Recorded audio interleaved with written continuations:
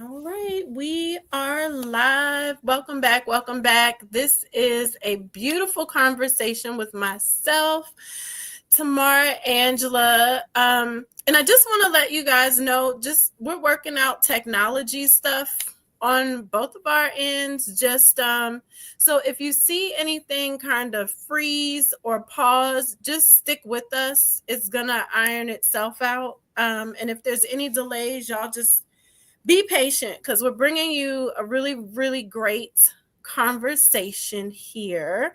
So, as always, I like to let my guests kind of introduce themselves because I don't know. I think it's an interesting thing to just be able to say exactly who you are and what you're bringing to the conversation because I don't ever want to skip anything and I'm kind of long winded. So, there's that. That's okay. Good afternoon. Happy Saturday to you and everyone who's watching and who will be watching. I am Yael Yaya Gordon. I am a historian, genealogist, writer, consultant. I specialize in antebellum histories, deep South histories, upper South histories as well.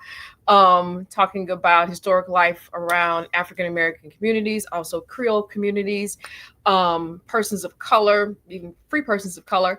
And so I am a realist. I am a conversationalist. I'm a thinker. Absolutely love what I do and love being able to give from an avenue of thought and just give people a different perspective of how things just kind of work in life and how other people view things. And so I recently had a painting that I did research for, just placed in the Virginia Museum of Art. So if you're in Virginia somewhere, please go and see that painting. It is called Liana and the Lambeth Children. It is amazing and beautiful. On unearth this beautiful enslaved woman's name, and so that's just kind of some of the work that I do. And I teach on how to accurately provide histories and different corrective narratives. So that's me in a nutshell. I love it. See, I would have skipped all over the painting part, and the painting part is really important. Thank you. Thank you. That's That painting that's is 6 feet tall. Okay. It oh, is amazing. Yeah. I love stuff like that. There's a piece of me that kind of wants to go around to these plantations and because I've visited like historic plantation houses Mhm. before, and they do always really go into the white part of the history. Yeah. We never hear the names of the people that are associated with the plantations, but for many of us, we've carried on those white surnames. And Mhm. so we kind of know where we're linked to. And Mhm. there's like a part of me that wants to go around, figure out the Black folks who are linked to those and like write their names down and leave their names there at those plantations. Like, no, Absolutely. these people were here too, and their Mhm. names deserve to be said as well. Absolutely. And I'm such an advocate for that. And that is what I do, even for the plantations that since I do work for and on plantations, even the ones that don't say have my research there, I still research their place because I can.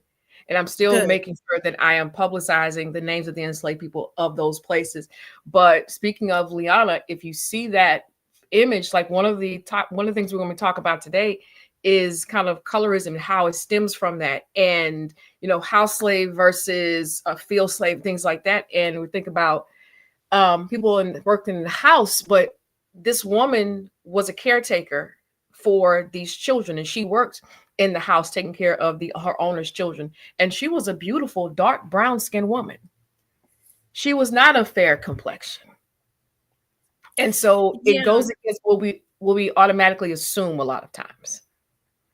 Yeah, and I want us to make sure, I'm gonna throw this out there because I want us to kind of talk about the plantation that burned down as well and Mhm, how a lot of Black folks were celebrating that. We're mhm. gonna kind of come back to that, but since we already kind Okay. of got into like the house slave, field slave portion of things, that's something that for me as a light-skinned woman, I always looked at that and said, like, is anybody okay? Because we were all slaves. You know what I mean? Like, this, it's like, Yeah. like if I was in the house, if that's where I happen to be. I wasn't really getting treated any better by them having more access to raping me or abusing me. Correct. Like I really didn't have too much, but there's this perception Yes. that you have more. And that's even a conversation that I have sometimes with my friends is like, and I'll say this kind of lightheartedly, but I mean it. I said, I am not aware of any light skin privilege that I've had, like that I've benefited from. Do I understand that light skin privilege and those kind of privileges exist? I do. Am I aware? Yes, I am. I don't minimize it. I know it's there. I just say sometimes like, damn, like, could I have a smidge of it maybe to help some Yeah. folks out? Or like, what is it that I have to do? Because I've just never been placed in those spaces, because in spaces that I've had with white people, they've automatically just been like, oh, she's a Black girl. And, like when we first moved to Baltimore, we kind of lived on a whiter side of town. And I remember them putting me in these classrooms. And I think I was one of 5 Black people in the whole entire school, including the teachers. And I remember them putting me in this classroom by myself with a Scantron and 2 pencils and making me test like 2 or 3 times and Wow. saying like, she had to have cheated on the test. And this is me in like 1st and 2nd grade. And they're like, she had to cheat.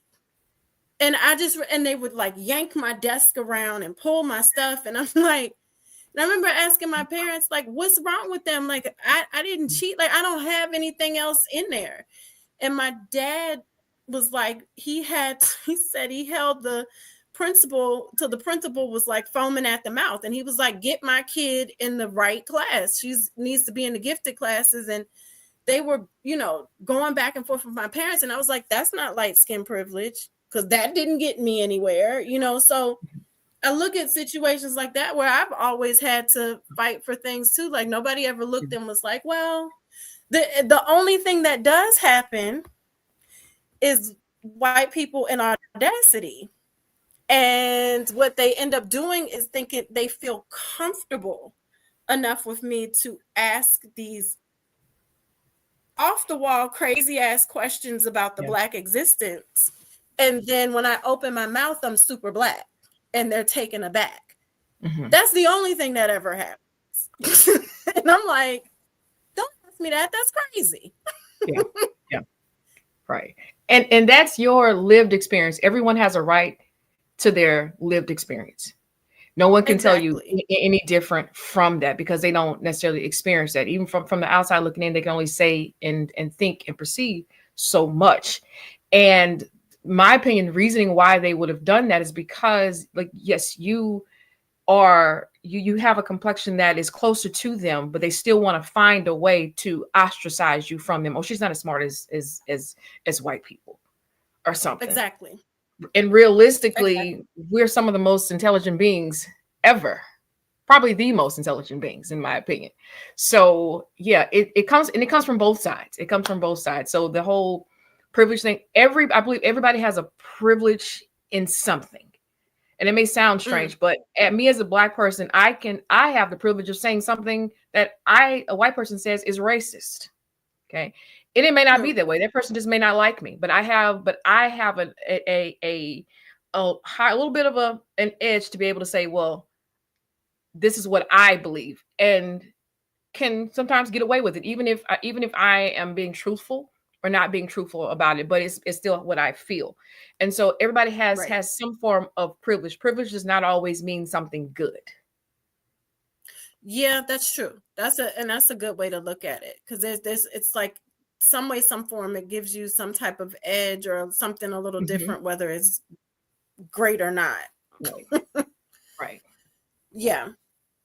So yeah, let's talk a little bit about that, because there's so much of, I think we're just at this space where I think we're realizing or acknowledging, accepting the depths of colonialism Mm-hmm. and what all of that has done and the length of time that it has wreaked havoc Mm-hmm. in, I mean, and we're talking about the Black community here, but I mean, obviously it has done a number on several communities of color, whether it's, Caribbean or just whatever, it's done a number across the globe. So Yeah. we're not minimizing that or not talking about that, but, we're talking about the lived Black experience here in this conversation for sure. Um, but I think it's interesting that so much of this is kind of coming up and there are people still trying to fight against it, or because you see those clips from British TV and they're like literally gaslighting people who research history of people of color, and they're like, really, how did that happen, or how's that affecting you today? I mean, that was so long ago. It wasn't me that did it, even if I have these ancestors. Like, I'm not I I see don't that in know. the comments from people in America on the news Mm-hmm. station comments all the time, every day. It wasn't me. I didn't own any slaves. I'm not that person. It was so long ago. Why are we still talking about this? Why are you still a victim? Yeah, not Happy belated understanding Juneteenth. that. Well, hello. So yeah. And they're not understanding the infrastructure of that and how, that wealth got passed down in Mhm. certain ways, creating opportunities for, families to become lawyers, doctors, if they wanted to. If they, if Right. they chose not to, that's whatever, but you did have that leg up, right? And so they're not accepting the fact that that whole infrastructure of, and it just, because it's not just slavery, it's slavery and colonization and all of it together And as an patriarchy. economic, yeah, as an economic space. It created these stair steps for them that we never got. Right. And so yeah, you are technically benefiting off of those things from 200, 300 years ago. Hmm. They absolutely are.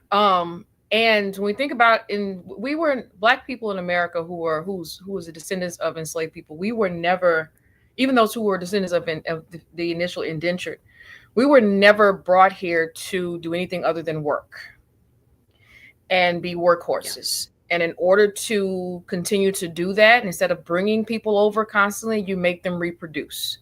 So we've also never had autonomy over our bodies, women. And men never had Yeah. the right to necessarily say, well, I'm only going to procreate with one woman, regardless of whether their beliefs were previously. And so it was just constantly producing um, a work system under capitalism in order to make Mm, others rich and make them be able to afford the things in life, the riches, because the enslaved people were the money. That's what we were. We were used for mortgages, bank loans, gifts, and things like that. We were money.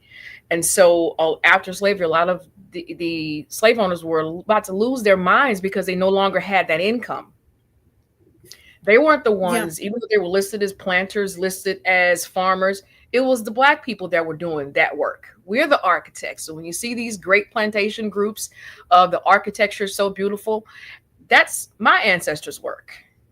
Right. That did that. And so it's not the slave owner who did that. He just lived in that space. But when you look at the place that the enslaved people lived in, it's shabby cabins, and those people had to look at that Yeah. every single day, that tremendous difference of things, something that they built that they can't even get a piece of at all. Mm, And so after slavery, there was really still no protection, because when we're thinking about, say, Juneteenth, the orders from Granger, you'd stay, you're free now, but you stay on the plantation, and your owners are now required to, to pay you. But that had already been paying, but doing happening before. Owners during slavery, they were still paying their enslaved people some money, so they were giving them something, some monies for whether they was growing crops or going fishing or whatever they were doing. They were still giving them little bits yeah. of income, so nothing changed at all. It's just a different Because they name. could buy their freedom sometimes. Like, because I Yes, heard the sometimes they could stories buy about their them being freedoms. able to, yeah. Yes, and so many times those prices of freedom were very was price gouged, of course. And Mm, then there were certain laws then put into place that said a person could not be free. Like for instance, Louisiana, 1857, it was manumitting an enslaved person was banned, and so because the premise again was not for us to ever mm, be free. So again, after slavery, they're now still working on most of those same plantation grounds because this is what they knew. They knew agriculture. They knew or whatever area they were in. If they worked in somebody's house, then that's the kind of job they were going to get. And so those owners were supposed to pay them. They were only gonna. They were still cheating them out of their monies at all times and not paying them what they were worth. They say, "Hey, well, you borrowed my yeah. tool, or you didn't do the crop right, so I'm taking that out of your money. So now you owe us." And they're stuck in the same places over and Mm, over again. They can't get enough money to move. They can't get enough to take care of their family. And they have 10 children because those 10 children they need hands in order to work those fields. You can do more with 10 than you can do with mm-hmm. two. And Right. with the Freedmen's Bureau, it was never designed to, yes, it was kind of designed to help us, but again, it was not, even the war was not fought because they just wanted us to be free. It was to stop the income of the income driver of the South, Right. which was slavery. So when Reconstruction ended, there were nothing to protect us at all. We Jim Crow laws, and so we're still stuck behind things like that. So no one can ever say just get over it because we never had a protection in the first place. No one Because cared it about never us. ended. Right, it never ended. Mass incarceration, same thing. If you don't work, you go to jail. Hmm. So yeah. Yeah.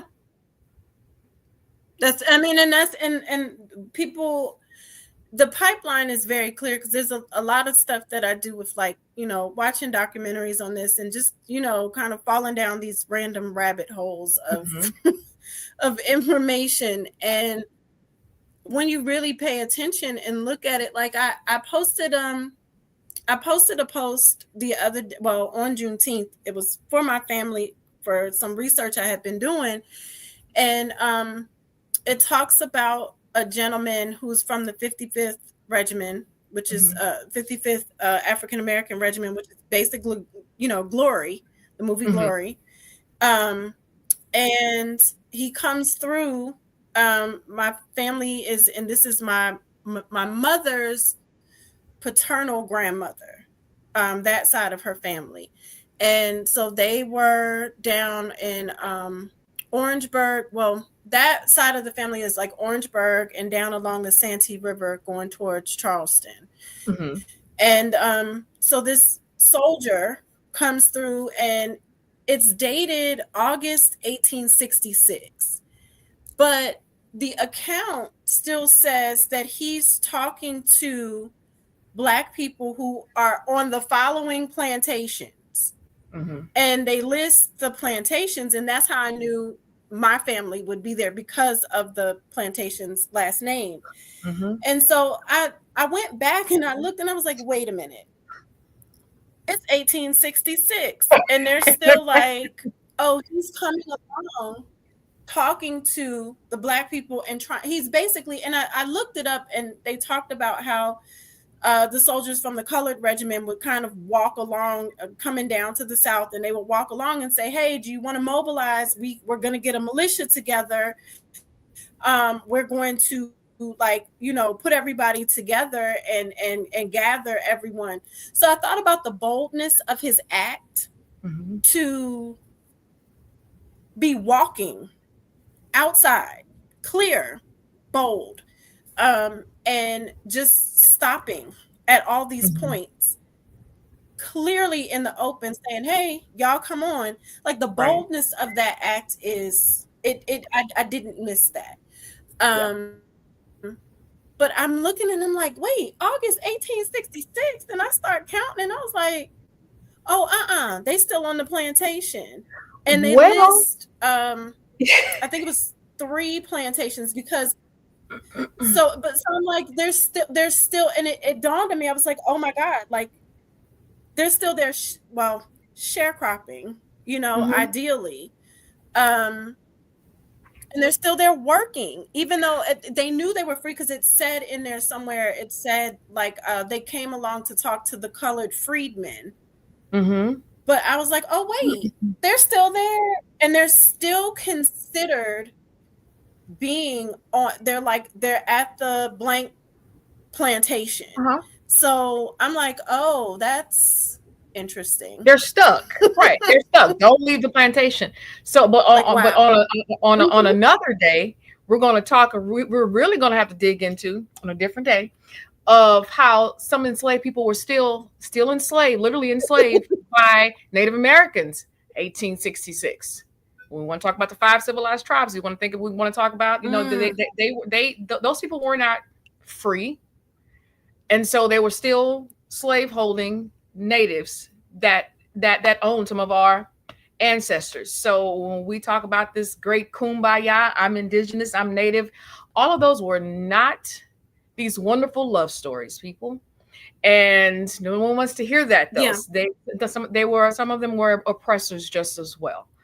But that's part of history. There's nothing we can do to overlook that, and we cannot eliminate that part. All truths have to be told. So yeah. Yeah, and if you guys, I'll make sure to post the link for the previous conversation that we had, because we did kind of get into talking about that kind of mythological love affair that Black folks have with the Native Americans, and wanting to claim Native American ancestry or like some type of mixed ancestry. Not to say that there aren't people who truly do have that lineage, but there's a higher amount of us who've been, and we just kind of talked about like where that mindset would even come from, that we would prefer that narrative to what happened. So I'll make sure to place the link in there, because I definitely want you guys to go back and check the conversation out, because that we had a lot of gems in that conversation.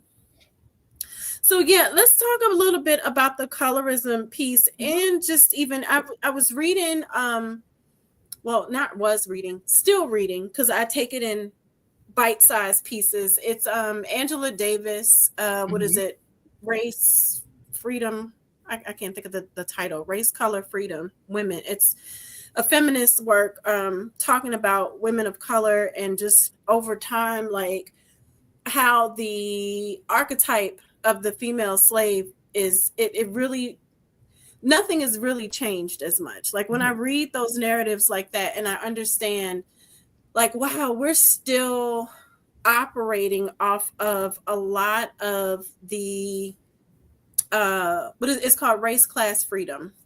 Mhm. That's the name. And we're still operating off of these narratives that are just really ingrained in us. And there's Mhm. this portion of it, where she talks about the fact that the younger children on the plantation were, the elders who couldn't work but Mhm. were still enslaved. They were the babysitters, right? They were Mhm. the caretakers for the Yes. younger ones. And I'm like, oh, look at how we expect our grandparents to take care of our kids, right? And so Right. that's, totally ingrained in us. And even how they talked about, like, you didn't have to work until I think you were about 5. So then you still have 5-year-olds taking care of babies. And I'm like, oh, look at that. Like, so we have all of those things that have carried over. And I don't even think we pay attention. But there was this piece where she talked about the concept of femininity, and we have that archetype of the damsel in distress. And that Mhm. damsel in distress is always a white woman. It's always a white woman. It's Always. never been about us. Correct. And she talks about how, as Black folks, we have this kind of desire to step into To those save. very, yeah, those Eurocentric ideas of femininity versus Afrocentric ideas of the divine feminine and the divine masculine, and just femininity and masculinity and Mhm. gender roles and things like that. How we lean towards the Eurocentric versions versus, our traditional Afrocentric versions. And I was like, gosh, I never really thought about that, because we have these gender wars today where like every conversation is based on this is feminine and this is masculine, and I'm like, oh guys, it's not that it's not that black and white. But It's not. she discusses, you know how we're leaning towards these things, but how lopsided it is, because we were never seen as feminine, we were never seen as women. But also, in order to have that, we need to, like, our ideas of femininity leave out the man, Mhm. because men were left out of the equation for, through slavery, and how all Mhm. of that has continued to carry over into how we approach relationships today. Right. Right. And that is absolute truth. Women said we were looked at again as as tools of reproduction in order to create an income and an economy. And our feelings were um, never looked at. We were never afforded to have feelings. We're never allowed to have feelings. We were not always allowed to raise our own children. As mentioned, the elder woman on the property were the ones taking care of the young children because their mothers were out there working.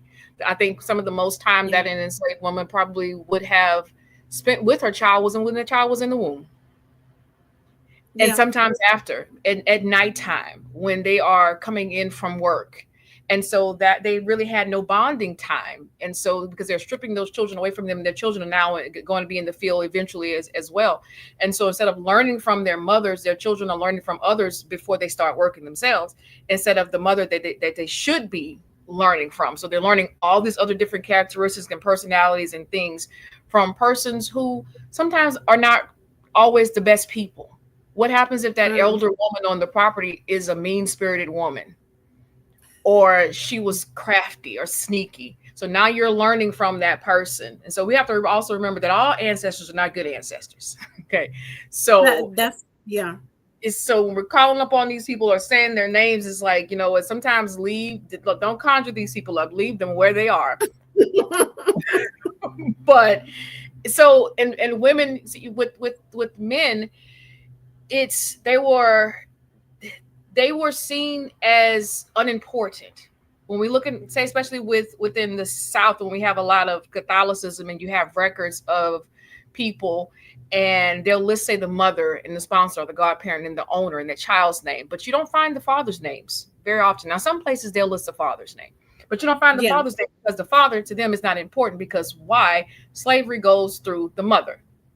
And so that's how a lot of that worked, and that's how they looked at our value.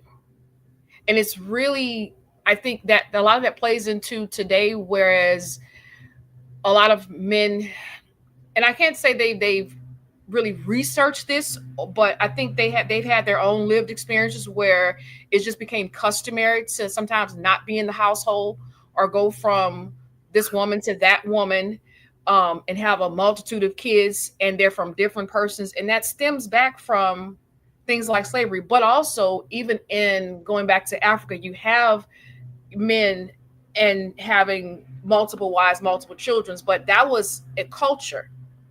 What Right. we went through was trauma, Right. especially if you are two generations removed from Africa. You don't know anything about that. So you can't say this is what you learned from your African custom. This is what this is what was put into you by colonization customs. Correct. And I don't think people see the difference. Hmm. I'm pretty sure they don't see the difference between the two. Yeah. It's such a big difference between the two. And it's like, with me, as a form of trauma bonding. Don't make excuses for it, because if you see that you what went on, we were forced to do, and it ended so badly, then why not change? Because what I would hate for any um white person or anyone who is a descendant of a colonizer to ever say, well, y'all did that back in Africa, so to have multiple women and multiple children, so it should be fine for you now. Please don't ever have that conversation with me. Yeah. No, no, and this is why, I have this kind of, I don't know. I get it, but then I have another way of thinking about it. So like when the plantation burned down, what was that, last month? Yeah, last month. And then to also have, yeah, it was, yeah, because I'm like, the time is crazy right now. We're like almost through June. Um, but when the plantation burned down last month, and then you constantly have Black folks who are like, I don't want another slave narrative. Like, there's this space where I feel like we are doing the dirty work for them and suffocating our own stories Yes, you're before absolutely we've right. had a chance to clearly unearth things Hmm. that we need to know about. You're And correct. so when we do that, it makes it difficult for us to have healing conversations because you don't even, like, you're not even aware of what occurred. Like I Correct. saw this, some stuff on like TikTok stuff is rage bait, so it's whatever. Yeah. Um, but there was a young lady who was saying, like, I don't know who Emmett Till is. I don't know anything about that. And saying it with such conviction. And I said, I learned about Emmett Till because we had Essence, Ebony, and Jet on our tables growing Correct. up, right? And Emmett's name was whispered throughout our households. He was eventually a cautionary tale for Yeah. things, right? And somewhere in there, people are like, oh, I don't like these narratives anymore. And so these tales aren't told. His stories aren't, because his cousin is still alive. His cousin is a pastor preaching.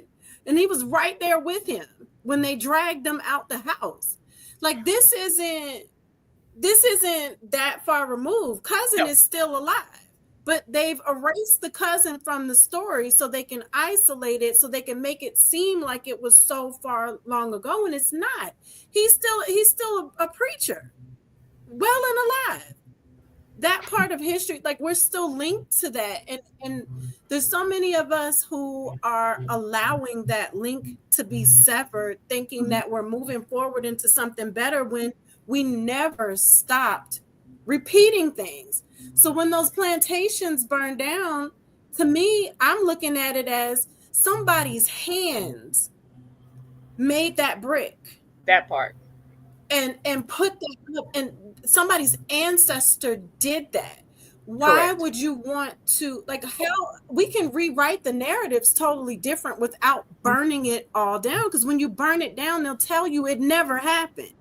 Exactly. Eventually it's going to get to the point where they're going to be like, for sure, slavery never Slavery never occurred. What are you happened. talking It about? never There are happened. plantation And houses. Where are you? yes, and that That is never my point. happened.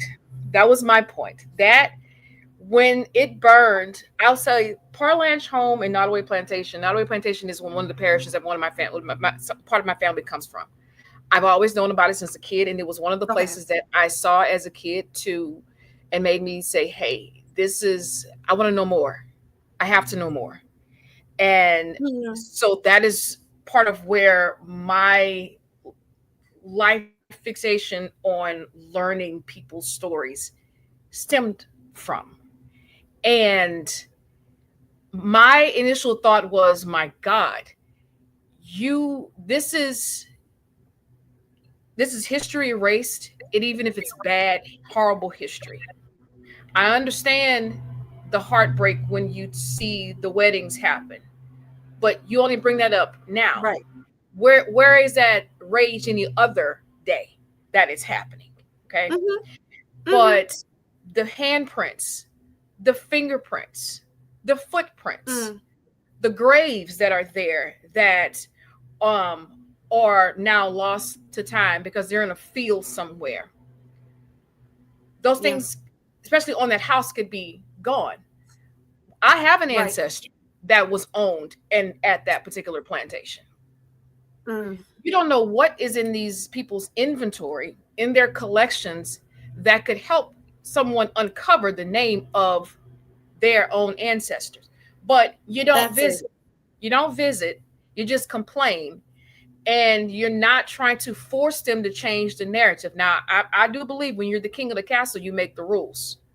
So if you really Right. want to change, advocate for it, but ownership. I have long since a child wanted to own a plantation home to turn it into a museum Me for too. for ancestors, and I almost had it, but it didn't work. Some things happened, and it didn't work. But the people, when we talk about the 155 people that Randolph owned, it was more than that. So number one, get your numbers correct. If you're going to speak on something, make sure you're accurate in what you're doing. He owned multiple plantations. Nottoway was one of the last ones he'd actually built, and it was only in operation for a very short time. Okay, so he owned more people in his other plantations than that one. But has anybody Mm, tried to go out and say, hey, let me uncover the names of these people? I have, way before this. right. Not many people can say that. I know a few, but not many can say that. So when we're talking about the souls of the ancestors are now released, those ancestors been gone. You think they're sitting there in their trauma? They're not. They're They, not. they left the plantation. We're still stuck on the on the plantation. And so my thing is this: again, you're like you said, you're erasing. You're making it hard for us, but making it easy for them to Right. forget, to purposely forget, because they're all crying, oh my gosh, the architecture is so beautiful, it's so beautiful, and I just want to scream. But I also understand, but yes, because some of our ancestors' beautiful work did this. They were the Right. craftspersons that created those spaces. But when something is gone, you now have every room to say it did not exist. And I had the same sentiment with the statues. I never ever said, okay, yes, it should, they should, that I, leave them up. No, I leave them up. I don't care. Let me as a historian talk about them. Let me tell your ancestors' true story and how horrible of a person they were, what they were doing. Because when you Yeah. remove things, it removes, I can't even say guilt, but it removes that accountability is what it does. If I'm passing by a empty field, a Yeah. school could have been there 100 years ago. However, someone drives by there, you're never going to know that because it doesn't exist. So what you don't see does not exist. And I don't want anyone to ever forget, because forgetting is too easy. And then you get to tell your own fake narrative about it. But no, I want to tell the real narrative about it. So Yeah. I'm I so mean, angry it's about just like what's his name? Jerry Jones. Um, God, I'm having like a brain fart now, but he's a NFL franchise owner. that. And he's been for years saying, "No, I'm not racist. I don't do any of this stuff." Even though there's been like these little small these microaggressions and stuff. Yep. And then you unearth a picture of him at, a day when they were desegregating a school, and he's right there. Right. And so you Right. have to, and then people start counting, like, how long ago was that? Long ago enough for him He was to still have alive. been old enough to be present. He wasn't Correct. 5 following his mom. He was a teenager who was in his right mind. And so now you have to hold him accountable, right?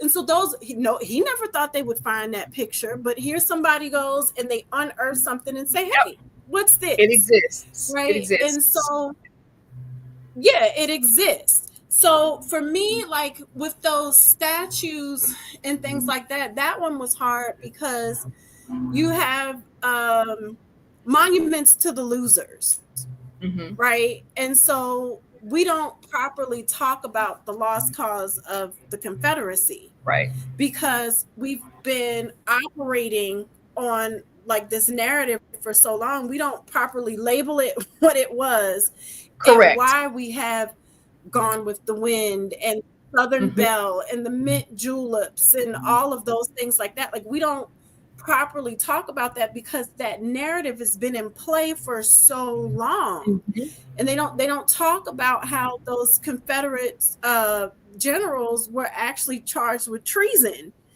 Correct. and how there were certain things that they were supposed to do in order to their get their get their US citizenship back Yeah. and things Yeah. like Yeah. that. And how some of them was like, well, bump it, I'm gonna go to South America because I don't even want it back.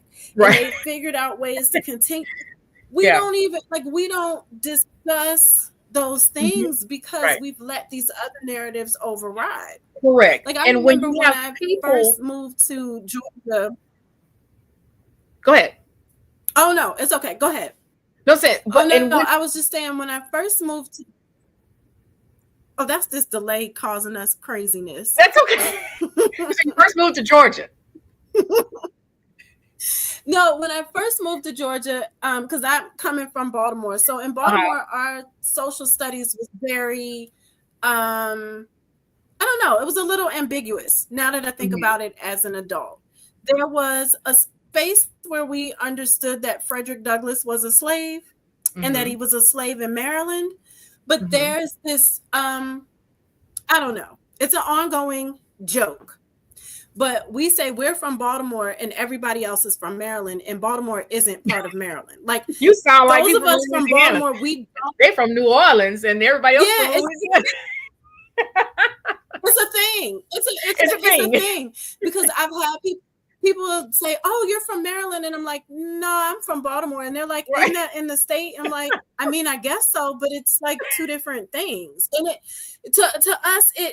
it really is, and we're not playing about that. Right. And when I started looking at the history, I'm like, oh, I kind of see where some of that came from because, I mean, were there northern slaves and stuff like that? Yes. Technically, Maryland is not a northern state. Like geographically, it's not. Yeah. But we have very northern ways. Mm-hmm. But we also understand that we're under the Mason-Dixon line. So we're just like, yeah, we're mid-Atlantic, right? We're just Yeah. like, we're right in the middle of things. So there's this kind of ambiguous thing that we do. So yes, we learned ad nauseum about Francis Scott Key and the Star Spangled Banner. And, we took trips to Fort McHenry. That was like a trip that we had to do. But we got trips to the Smithsonian and DC, and because it's right next door and it's like 30 minutes, 40 minutes. So we had our history books were very geared to our social studies was geared towards like the founding of America, Patriot. Benjamin Franklin, and the 13 colonies, because we were Mm-hmm. one of the original, like it was Right. very geared towards that because you've got Prince George's and Prince Anne's Mm-hmm. County, like, so you've got all of that. And Yeah. that's what we learned. We knew we talked about slavery, but it always was kind of geared towards like slavery was on that outer part there and it was closer to Virginia. That's how it was kind of given to us, but it was never said that like slavery wasn't a thing. So I Mm-hmm. come south to Atlanta and I'm working with kids in group homes. So they had schools in the group homes. And I remember reading one of their social studies books and I said, wait, what? And it talked about how like these happy slaves Yeah. and Mm-hmm. how they were happy to come and help. And this narrative, it was weird. And I remember going to the teacher and saying, do you know this is in the book? And they were like, yeah, that's just, and I was like, I mean, like, are we going to skip this part? Right. Because this is weird. Mm-hmm. And then they had, I missed work that day, but they had a trip to the cyclorama. And I was like, oh, what's that? And I look it up and I was like, y'all take trips to the Civil War Museum?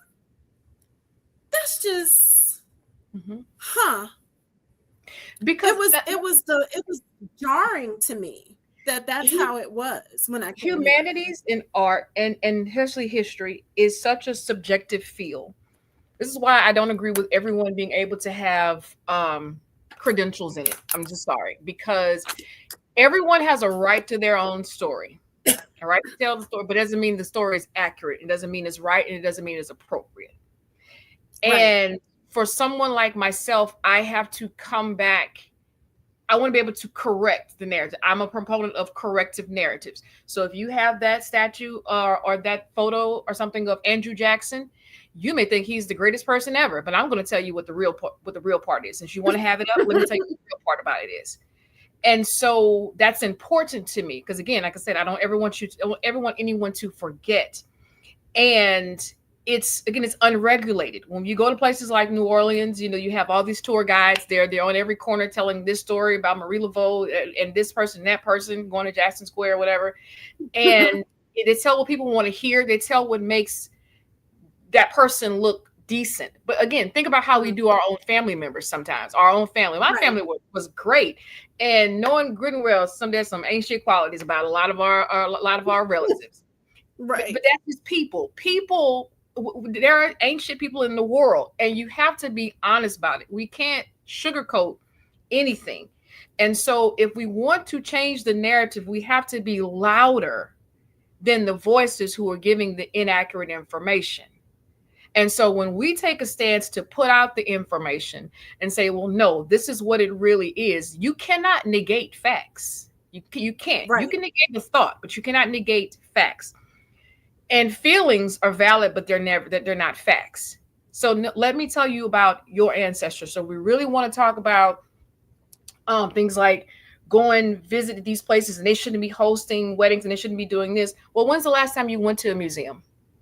When's the last time you went to one of these places as a tour, to do a tour? Do you know a lot of these places, if they're not privately owned, they're operated off of grants? And we see what's happening now with a lot of federal grants. They don't have it. So a lot of what they actually get realistically is actually really not off of grants. It is off of guests and off of events that happen there. And so if you don't have certain things there, then you don't have any income. So the weddings are funding them staying sometimes open.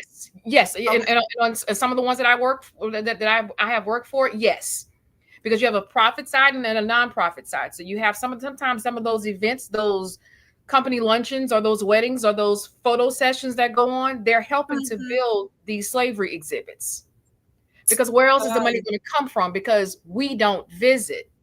And I'm not just saying we as in Black people, anybody. People don't visit museums. I mean, we go to, I may go to the Smithsonian. I love it, but I can only afford to go there maybe once every 5 years, unless somebody's paying me to go do some research up there in that area, something like that. We don't appreciate the field of museums and art and humanities enough to go places. We go once a year. We go every 2 years or whatever. And so that's not consistent income. So you need income in order to sustain and survive. And that's that's the sad part. And it's horrible. But if we want to change things, then we have to do better and do our part. And say, hey, well, I need you to put these types of exhibits there. I need you to do these certain things and talk about this history. We're going to make sure we're coming every single day or sending people every single weekend just to go and visit those places. Right. Other than that. Okay. Yeah.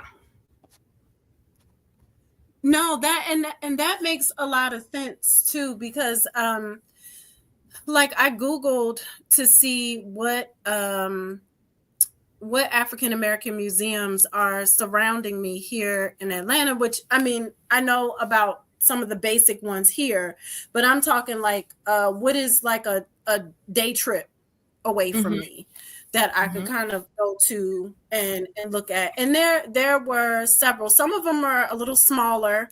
There's a relatively large one that's right outside of Charlotte. So I was like, okay, I want to kind of go look at some of these, but that has been just like a goal of mine to start Yeah. going to some of these plantations, because I actually went to a historic house in Savannah Hmm. that, I mean, that has my maiden last name. Hmm. And I just happened to be in Savannah, and I was like, oh, we should. I was with a friend of mine. I said we should tour these houses, and the one of the ones that was open, because we had kind of gone to Savannah, and it was near my birthday, so it was the day after Christmas, Hmm. and so certain stuff wasn't open, and so we happened to walk into one house because it just was open, and we didn't even think about it, and we walked in, and then she looked, she's like, isn't that your last name? Hmm. And I was like, wait a minute, because my maiden name is McAlpin, which is Hmm. obviously not a black person's last name. So I'm like, huh. So I start learning about the family, because there's the department store that's down there and Hmm. stuff too. And so with that name, so I'm learning about the family, and come to find out they had homes in Charleston and stuff too, Hmm. and then homes in Philly. And I said, that's interesting, because my great grandfather, who he he worked in Charleston as a chauffeur for a white family, and then ended up moving to Philly. Hmm. And I was like, huh, that's interesting. But that side of the family were never, that side, they were never slaves. Hmm. Um, because my great grandfather actually was Puerto Rican. So, Hmm. like, that side was never slaves, but obviously McAlpin is not a Puerto Rican last name. So we always knew that there was a name change in there, Yeah. but we could never track down what the original name was. It just kind of starts there. Yeah. And so I was just like, huh. And so, and like, I'm listening to the lady, and then she's like asking questions when they're telling this like rich history about, it was the McAlpin Wallace house.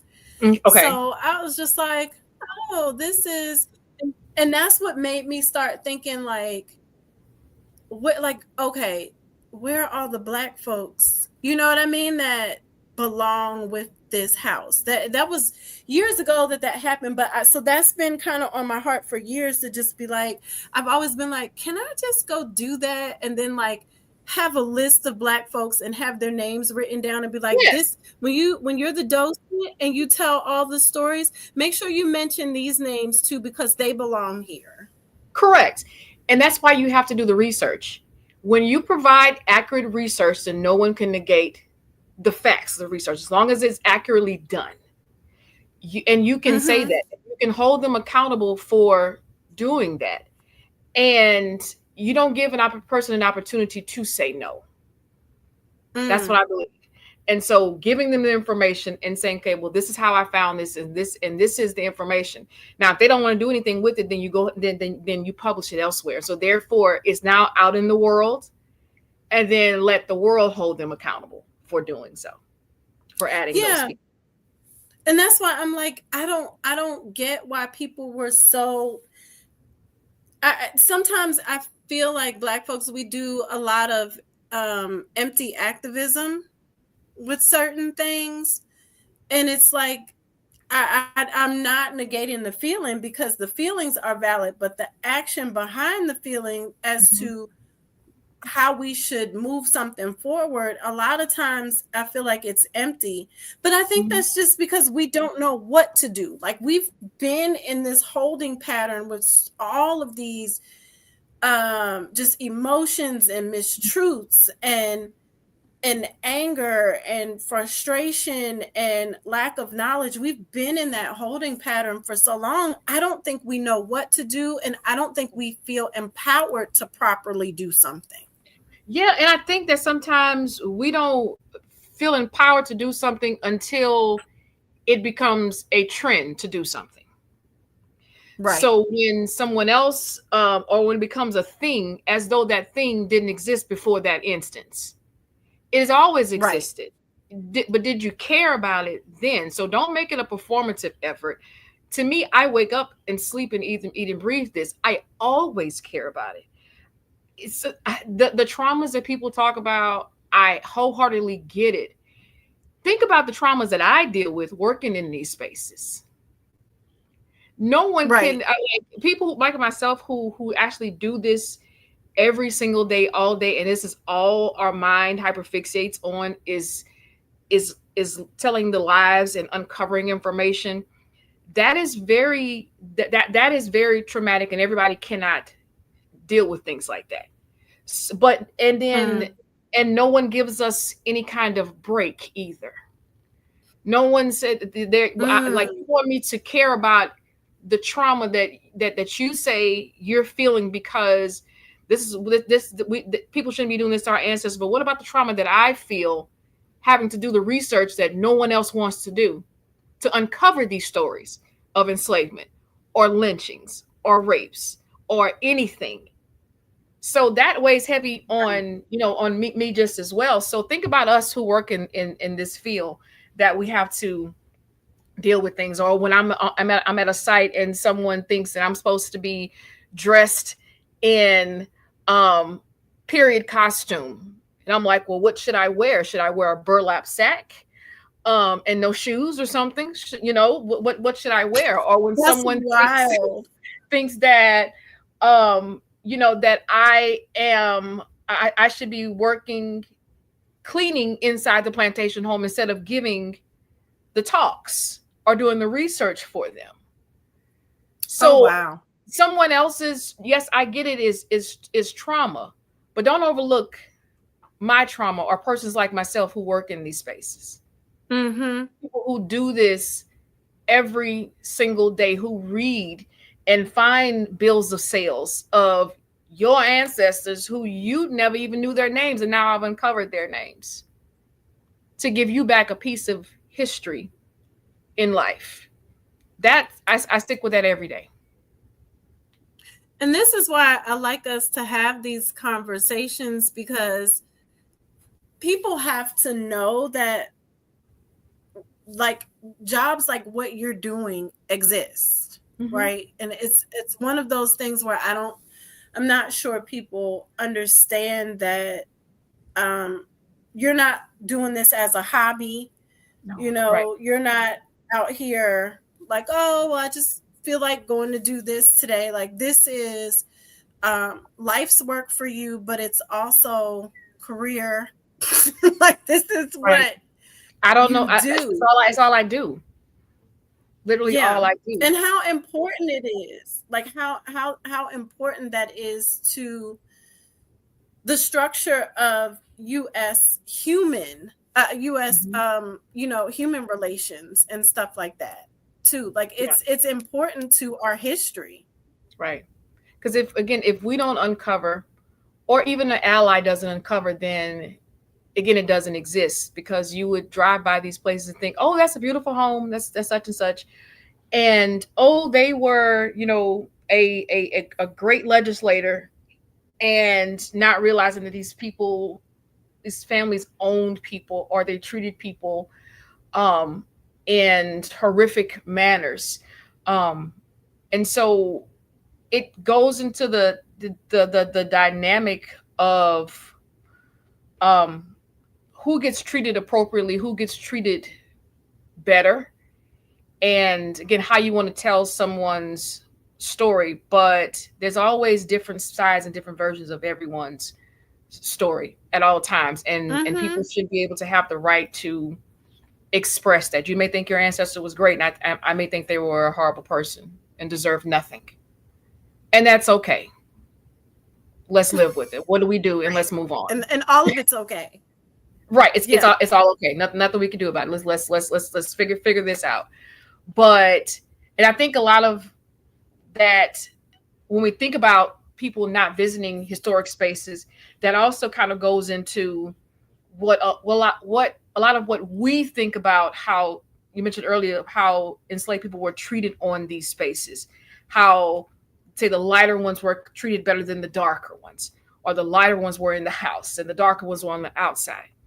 And there's not a lot of overall truth to that, because again, there's no hierarchy in Mm. slavery.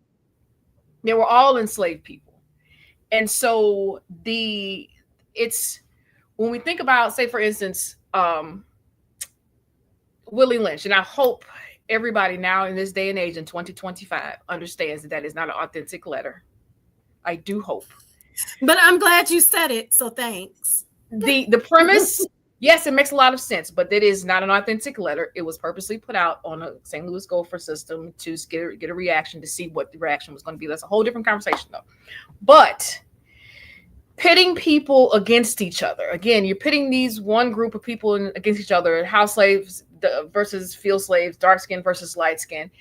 And because we allow those things to go on, and do not ever think that white people don't have the same issues. They may not have the issues in a sense of their skin tone. Some of them do, because some of them, because say for instance, Irish and Italians, they were not initially white.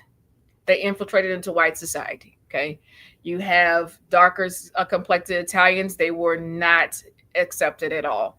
And so, yes, you have skin tone variations. Even in places like India, there is a lot of colorism that goes on there. And it's a caste system.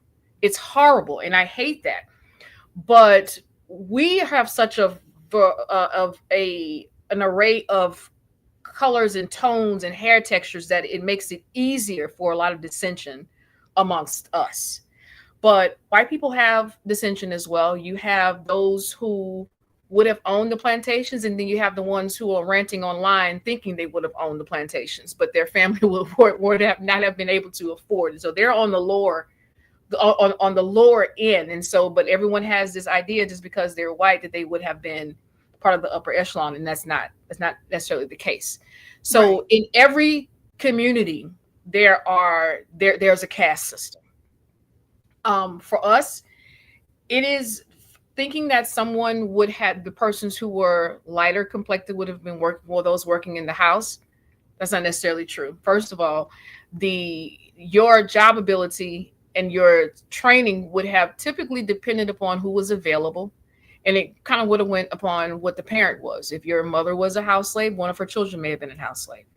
If the father was a cooper, the one of the children may have been a cooper or a blacksmith. They train those because now you know this person has the ability to learn these things, and it's like purposely doing genetics and saying, okay. Well, their children may have these qualities. They can learn quick just as well. Right. And so someone who is, say, fair skin working in the house, we have to look at, number one, the dynamics of the household. Everyone who was, say, mixed race person was not always the child of an owner. It could have been a child of a passerby, the child of the owner's brother, cousin, and so on and so forth. But the real dynamic of the house is the victim, the woman, the wife. Okay. Women who were mistresses, or when I say mistresses, I mean the plantation owner's wife. They were plantation mistresses. Okay. There are certain types of women that they would not have allowed in their houses. They did not want their husbands looking at the women that were working for them in their house. And if they thought their husband's eye was roaming, that was a problem for that woman. And that enslaved woman who was working in that house was going to catch hell. So someone that may look like them in their complexion, they're going to want them as far removed from their husbands or their sons or their brothers as possible. Put them out into the field. They didn't get any kind of special treatment. Because that feels like competition. That's competition. And as well, even if the owner was, say, the child's or that mixed race person's parent, it does not mean that they're treating them like a human. They're still going to sell them. They're still going to put them out in that field to work because they're just property. They were looking at them. It happened. You're birthed. Now go out and still be a slave because you're still an enslaved person. You're not like the rest of these people. Right. And so for typically when you know how to read records of the enslaved, you'll see they documented. People say we don't have records. We do have a lot of records, and they were very detailed in how they wrote about us, whether we had illnesses, whether we had a bad wound, whether we were um, from someone from Africa, someone who was a mulatto, they would have listed things like that. And Mm. when you look at, say, the house servants, you don't always see this person was a mulatto. You just see they're if they were, they document that, because that's also a selling point too. Because Okay. you can sell those persons because they may be, they may be a little bit better looking, so to speak, or may have whatever traits they thought a seller would be attracted to. Yeah. Okay. So it's not something that they will all they would have documented whether that person was mixed race or whether they were not. So if a Mm. woman was working in the house, multiple women working in the house, they were there to work. Did they receive any preferential treatment? Absolutely not. Even the young men who would have worked inside the houses, those who would have been pulling the punka fan to wave over the kitchen table to make sure everyone cools off, especially here in the South, because it gets deathly hot down here. Yeah. So they would have these children sometimes working in the house to help cool off the house and things like that. Those who worked in the house would have had in my opinion, a lot of scholars' opinion, much more worse than those who worked outside. Mm. Those who worked outside may have been able to catch a 5-minute break sneaking off somewhere if the overseer wasn't around, or if they even had an overseer on their plantation. But those who were working in the house were always under watchful eye. If the food wasn't right, if there was a fly let into the house, if the baby was crying, if the house mistress, if she was on her cycle and she was having a bad day, if the owner was drunk, anything, if they curled the mistress's hair the wrong way, at least so she thought, they can immediately get punished right then and there. And so it was not Mm. a better life for these individuals. They were always under constant scrutiny and could get punished at any given time. There's been cases where there were people who were, I know one gentleman, for instance, out of St. James Parish, his name was Porte Bois, and that means ready to drink. And he was initially a house slave, and he was demoted to a field slave. Now you're thinking, Oh how does wow. somebody get demoted? Like, someone, it's easier to get um demoted than promoted. Okay, so someone from the field is not going to necessarily come and work in the house, but someone from the house can easily get kicked out work in the field. He was demoted because he had rheumatoid arthritis. He couldn't Oh work with his wow. hands, and so he was no longer valuable. And so they put this man outside to work, and he probably eventually died because you having arthritis like that, you can't do all of that work out there, especially not in that heat. Mm-mm. Yesterday Not in alone, the we had heat. 112 heat index, and you talking about working in sugarcane fields with scythes and knives and all this kind of stuff. And so he was put out of the house to no fault of his own. So it was very much easier for them to get horrifically mistreated than those who were outside, because you can easily, because you And have see, I the wonder too, because you mentioned the word, you used the word demoted. So somewhere in there is this idea that being in the house is a prize, mm-hmm, and being in the field is not the prized work. mm-hmm, Somebody mm-hmm, had to set that mindset up mm-hmm, to create that tension. mm-hmm. And I think it's between us, because when you're looking from the outside in and you see certain things, if I'm outside working, all I'm doing is looking at this person who is on the inside, who's getting hand me downs from the plantation wife. So she's wearing the nice dress. She's standing near the kitchen, the dining room table. So I'm thinking in my mind, oh, so they must treat her better because she You has the get to nice eat garbs what's on, in there. and they must Yeah. be giving her good food, and treating her better, not realizing that every time you turn around, they're burning her with an iron. Mm. And so, or she's wearing shoes that are 2 times too small because this is what the mistress wanted her to wear because they were having company and she wanted her to look nice. It's a difference between being treated nice and looking the part. And many of those Yeah. who worked in the house, they were to look the part because their job was to make sure that everything looked as glamorous as possible. So that's not to say that any mixed race or lighter complected people did not work inside the house. Yes, some of them did, but that's not where all of them worked at Yeah. all. And so it's not, and it's as well, we also have to look at this at the aspect of these owners. Black people are smart, but these owners had to stay, ahead of the game. And yes, they would cause dissension in like who they chose to do certain things, but at the same time they were a little bit intelligent enough to not cause some kind of dissension because they know that these persons at any given time, these people from the outside can come and riot and want to kill everybody Right. on the inside of the house. But at the same time, if the people from the inside went out and told, well, these people are really treating me badly, then they still could have caused a riot for everybody. So they had to play us both ways. But again, by not knowing, I'm only knowing what I see.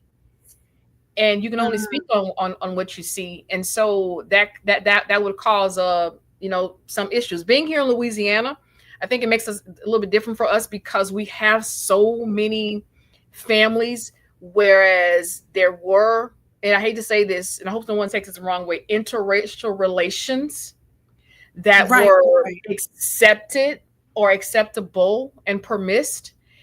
That's also where that comes from. And so you have a lot of mixed race people who say some of their families may have freed them or sent them to France, or they may have gotten a little bit more than others.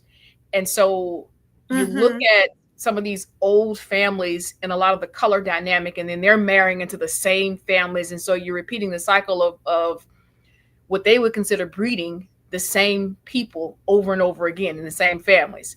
And so you get the same complexions, you get the same surnames.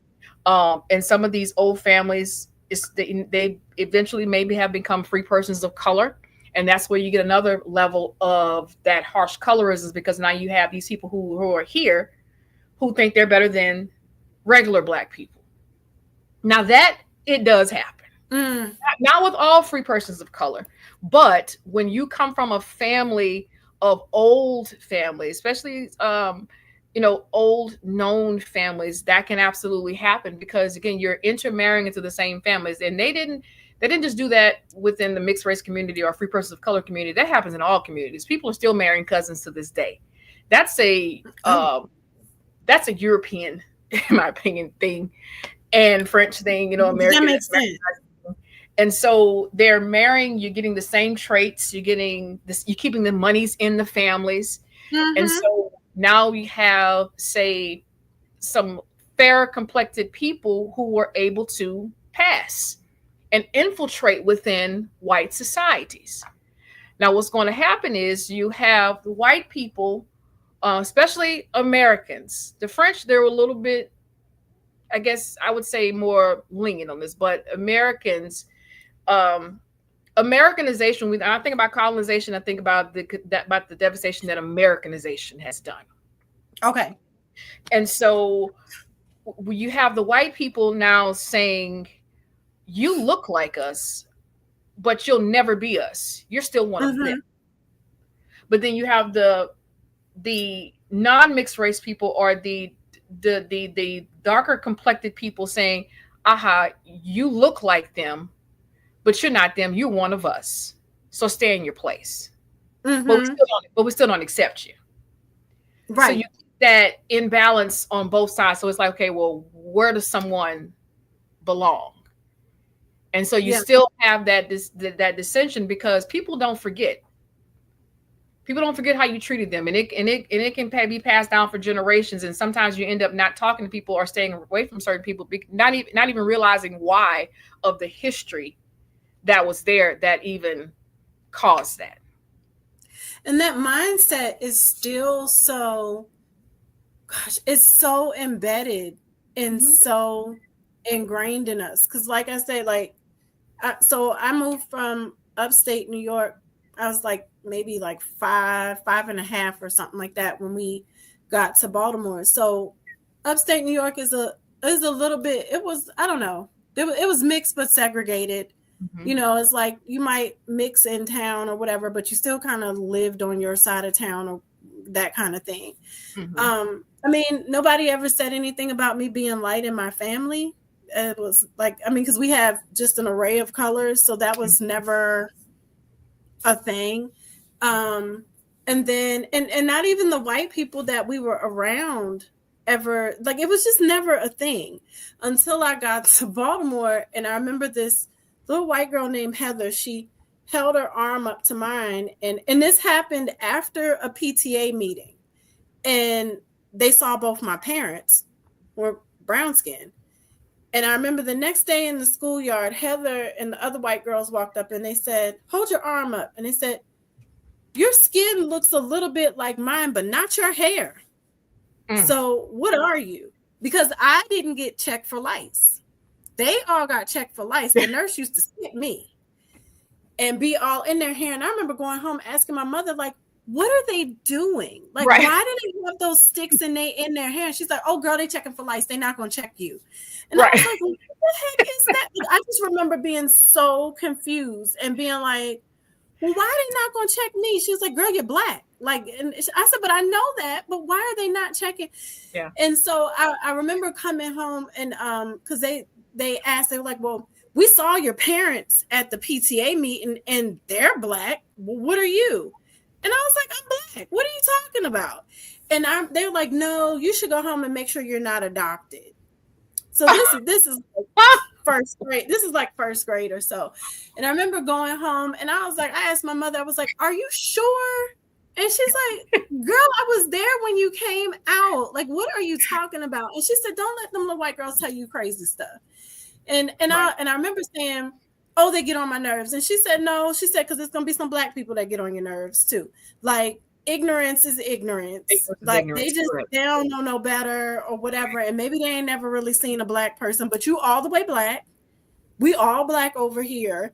And I remember asking my grandfather over the summer, and he said, "Oh no," he showed me a picture of his mother.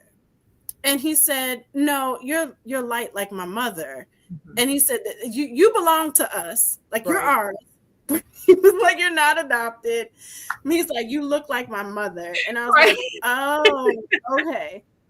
Well, and just it was just like this whole thing. And then when we moved across town where it was more black, then I got the opposite. I just was like, "Oh, okay, I'm back over here with black people, right? So okay, cool." And then black folks were just like, "Well, I mean, like, you don't have a white parent?" No, I don't. Like, it was like, so I'm like, okay, I'm thinking I'm back over here with black folks. Everything's gonna be cool. And black people are like, "So what are you mixed with?" Meanwhile, half of my friends are Korean and black. Mm-hmm. Nobody asked a question. Yeah. Or they're West Indian, right? Mm-hmm. And they're coming from they're Jamaican Chinese, Chinese Jamaican, or like all these other things, and nobody asked them anything, but they Right. asked me to make sure. But I found out later that it was more like a trying to rule something out. It's like, Mm-hmm. you don't have no white in you, dude. Right. And it's like, no, and then it's like, oh. Correct. So Yeah. I was like, It's, God, that's weird. but I find that it's always a slide. It's a slide on both ends, whether It a is. white person asks you that or whether a black person asks you that.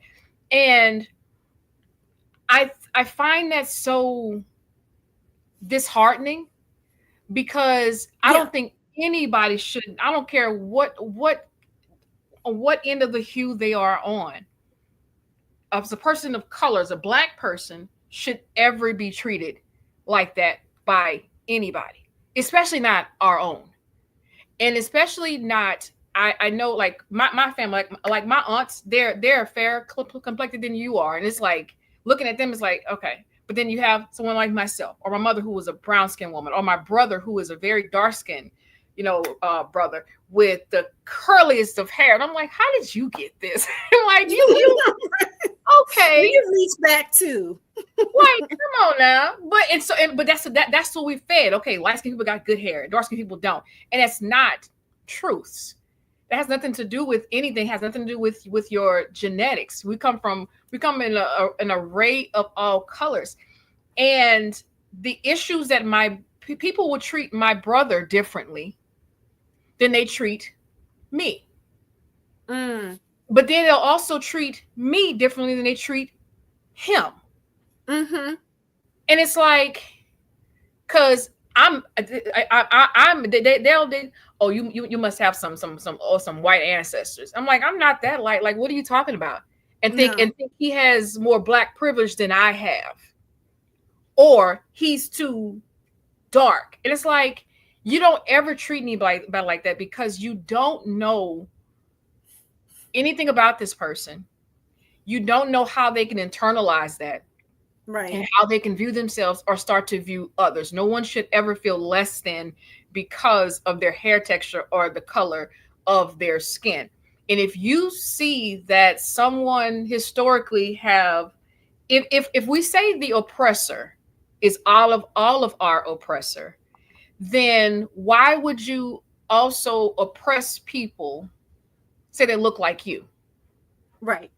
I don't like that. That to me, I don't understand, because we have to be accepting of each other, no matter what we look like.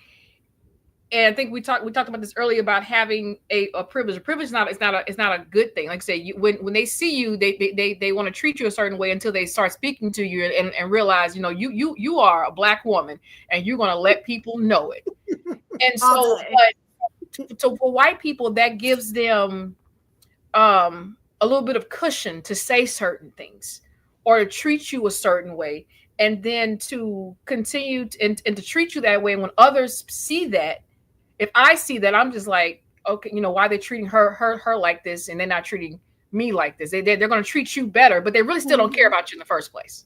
And meanwhile, I'm just annoyed because they asking me dumb questions. Mm-hmm. Meanwhile, for me, I don't see it. And that's always been a thing. Yeah, because we kind of talked about that before we started the live, which was that perception of privilege. And I say I don't share this a lot because when you're talking about colorism and you're talking about this perceived light skin privilege that people think I'm receiving, or they're just convinced. Like there's this part of the conversation where I'm made to just have to say, yep, I'm light skinned and I receive all these privileges. When in my lived experience, I have not. Like I or maybe I mean, I can admit there might be a space where I'm not aware, but I don't have a leg up for anything as far as being light skinned and that netting me anything. That has not happened in my life.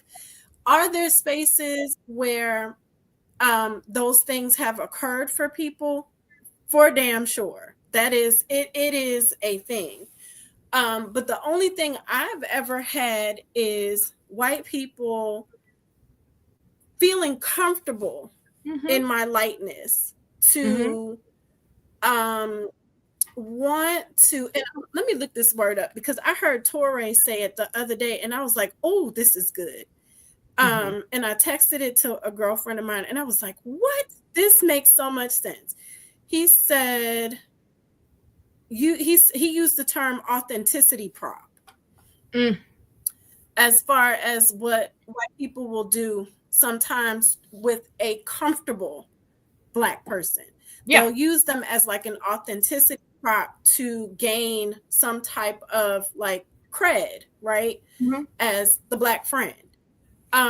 Because that light skin is seen as less threatening still to this day. And so that's the only thing I've ever had is but white people come and say that, they want to kind of ask me these questions or think that I'm open to having certain conversations with them, or maybe inviting them to our Right. tables, and I'm not. Right. I'm not. I'm cool with you. Because I'm cool with whoever's good. Because that's how I am. I'm like, what's right is right. What's right is right, and what's wrong is wrong. And I don't Right. care if you're black and you're wrong. Then if you're black and you're wrong, you over there, you black and you're wrong. I If you think white it and you're wrong, comes you over there, you white and you're wrong.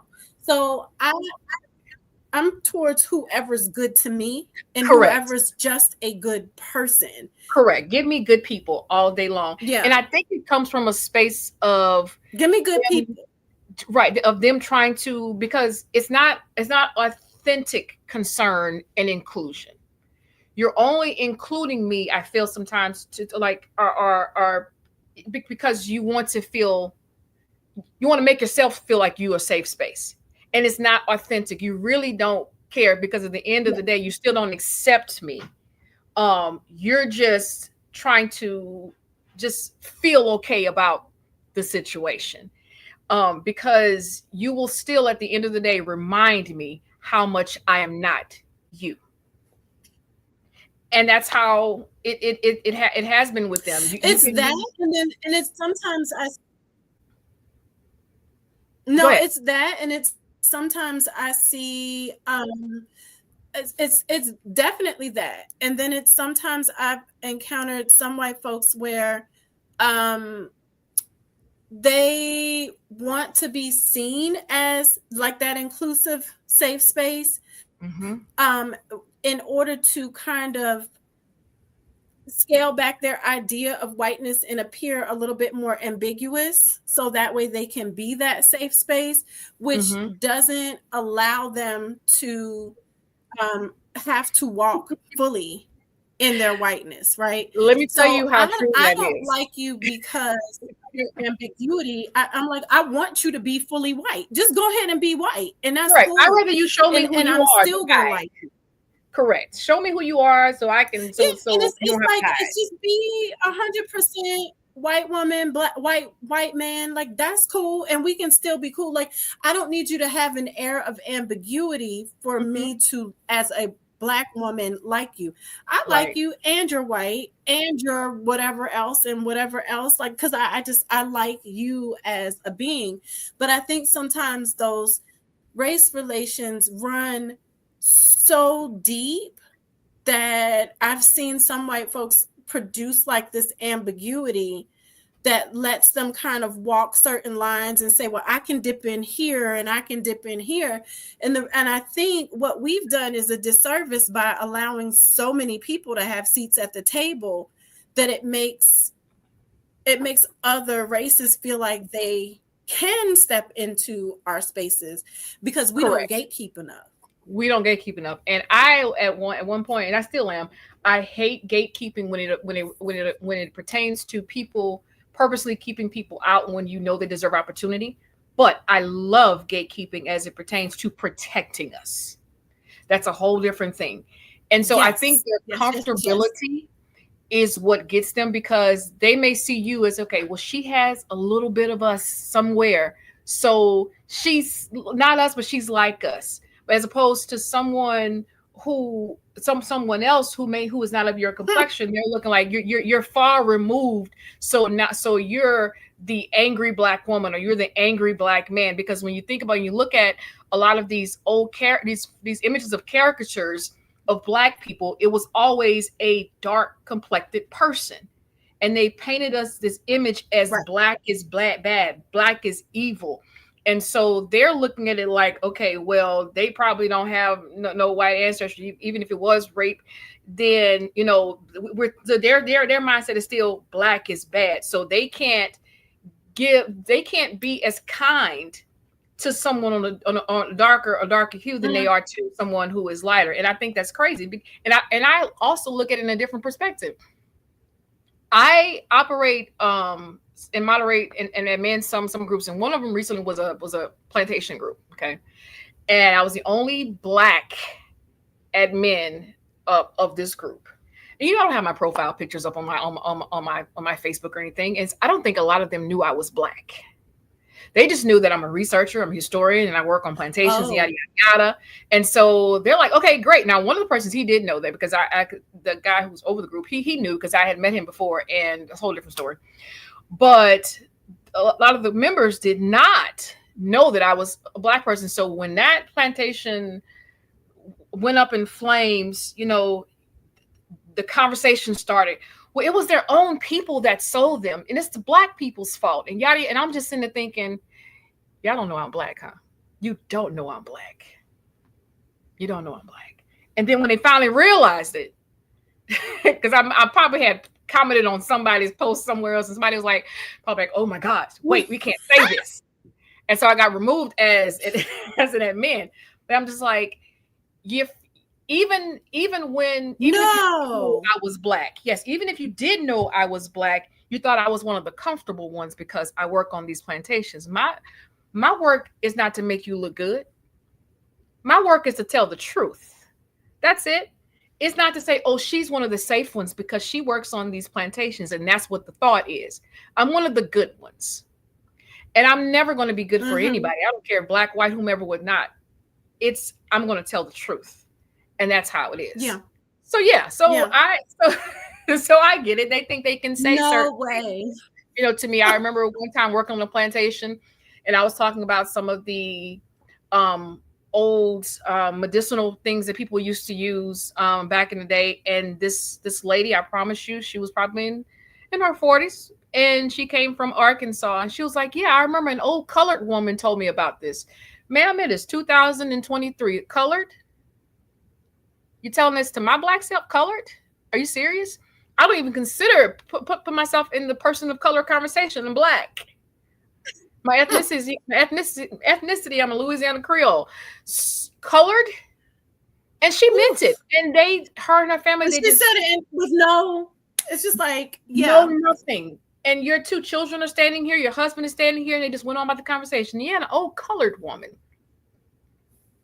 I'm like, okay, so you felt that comfortable saying this and then saying it in front of me. That's crazy. So that's the type of things that happen. That's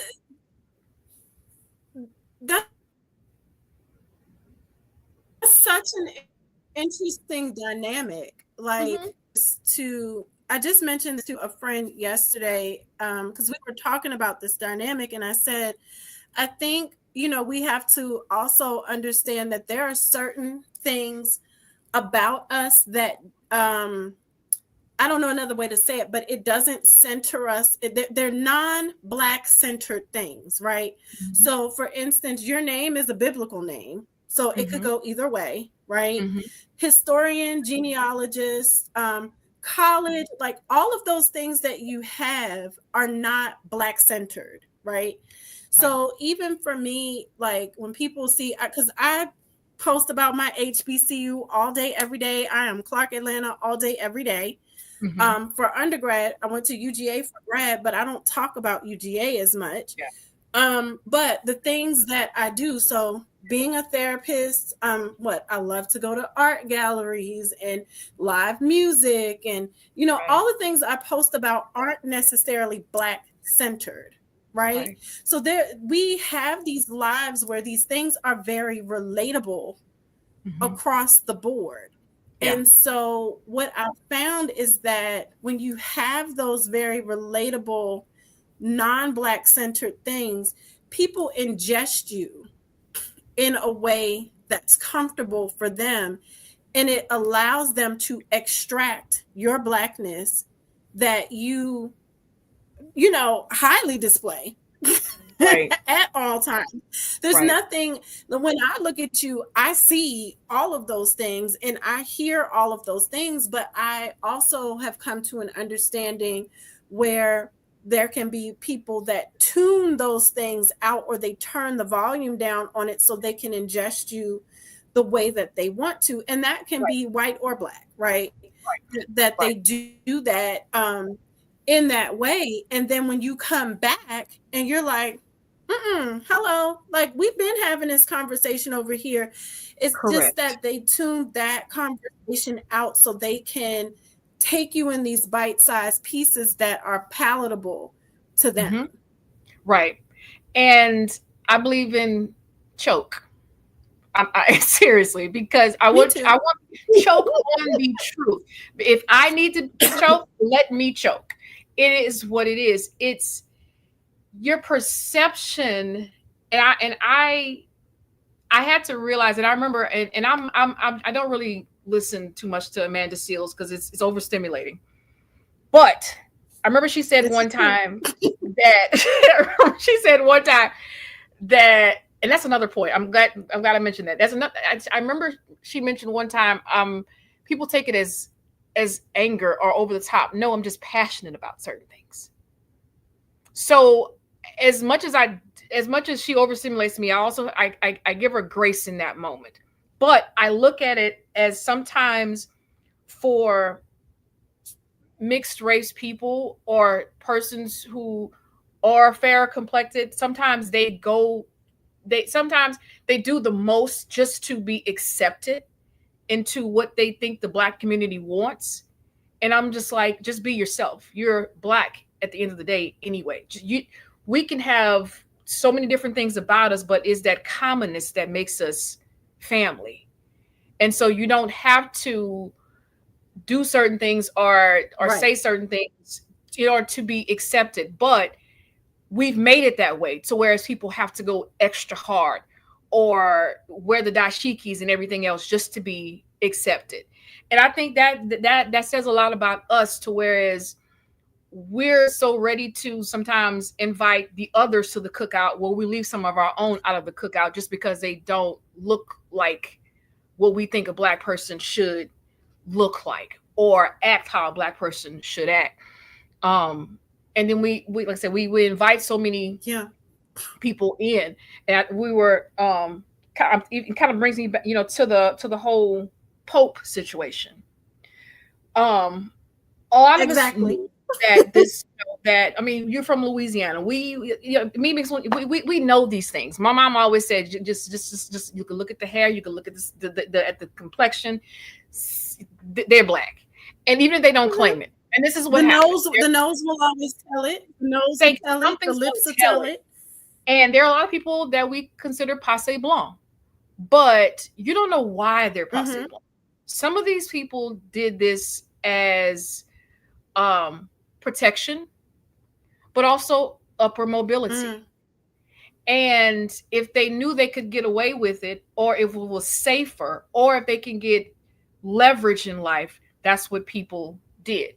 Being fluid and not being asked questions, going somewhere, leaving Louisiana and going to Chicago, going to Wisconsin, other places, and not be asked a question. Because realistically, if you look at some of the old images, a lot of the French in Louisiana, they had, some of them look like they could be colored just as well. But, when we think about whiteness, now we think about the blonde haired, blue eyed people. And again, that's Americanization, kind of part of colonization. But I'm not to judge anyone's story of how and why they did what they did. I wasn't there. I can only tell what I know and try to tell as much truth as I possibly can. And so with the Pope, his family, from what I have researched and understood, they don't really, claim too much of the Black side. They know, but they identify as white. I don't personally care. That's their family business. It has nothing to do with us. So yes, I know their family comes from the 7th Ward in New Orleans and has Louisiana ties and has Latin-based ties. But why are we still running with this story and these publishings and this information and trying to include someone that doesn't want to necessarily be included? That part I'm not technically understanding, because even if he says, like, number one, we can't expect a Black savior. He's not our savior to do anything. Say, okay, he's going to do for all the Black people because he's Black.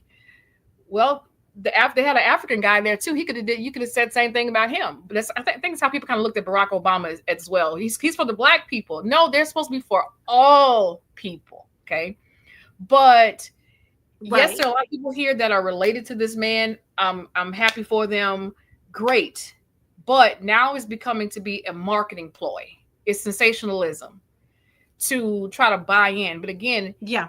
why are we including those who don't want to be a part of us? It's okay if they don't want to be a part of us. We're not losing anything.